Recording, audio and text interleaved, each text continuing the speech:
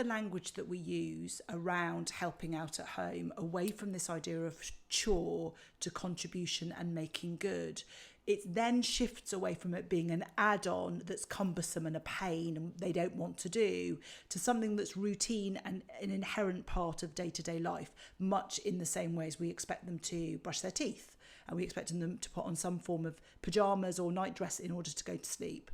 So that's the reason why I'm really keen about us changing the language that we use with children, and so that we then get into this idea that we all live in, we have a shared space, we all use that shared space, and so we have a responsibility to make good and to make a contribution towards that upkeeping. And when we frame it from that perspective, in my experience, we get less resistance from our children as long as we don't launch into lecture mode. So if you're currently battling with chores, because that's what you've called it, or battling with having your children help out and contribute towards the family home, or you haven't even started, then this is the best way that I would encourage you in terms of presenting it. So, you know, I'm a big fan of a Sunday family meeting. So it's about gathering the family collectively, whether that's over a meal time or whether that's a very specific get together, just to talk through and check in on the week that's been, highs, lows, the week that's coming, and planning things. It's then an ideal opportunity in that situation when you're having everyone gathered together to just say you're looking at changing a few things around the house. And actually what you want people to do is you would like everyone to contribute towards the upkeep of the house, and that you're doing away with chores, if that's what you've said before, or that you are introducing this idea that actually, do you know what, guys, we all use the sitting room.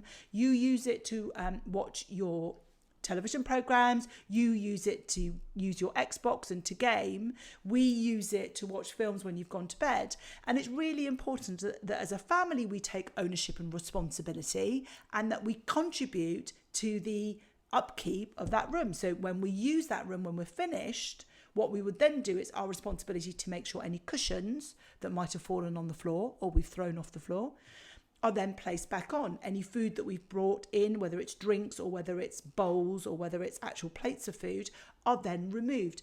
Really what we're trying to encourage them to be able to do is to make good the use of it. So it's almost bring that room back to the state with which we found it.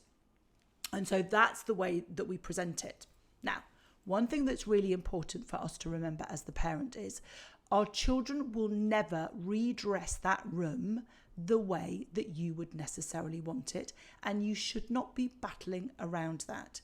If, like me, you like cushions plumped up in a certain way, at a certain angle, in a certain position on the sofa, please don't expect your children to do that, because they may not value it as much. You know, equally, your partner might not, and they may not do it. But just take the smaller steps. So if at the moment there are cups, plates, bowls, food, everything disorganized, you can't find the remote control, the pillows and the cushions are all over the place, then what you're just simply looking for is things being where they should be, but may not be exactly as you would want it. Because you know, that's part of, you know, that might be something that's important to us, but isn't necessarily something that is important for us to be sort of pulling our children up repeatedly and really not praising and acknowledging the contribution that they're doing. So it's really about shifting away from chores to contribution and looking at that being specific across multiple different spaces that your children occupy. They make their bed, you know, they make that good in the morning by always making their bed. It's a discipline.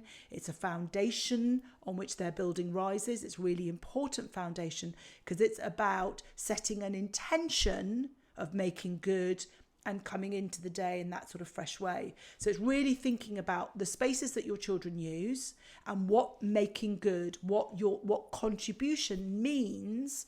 And my view would be get that right.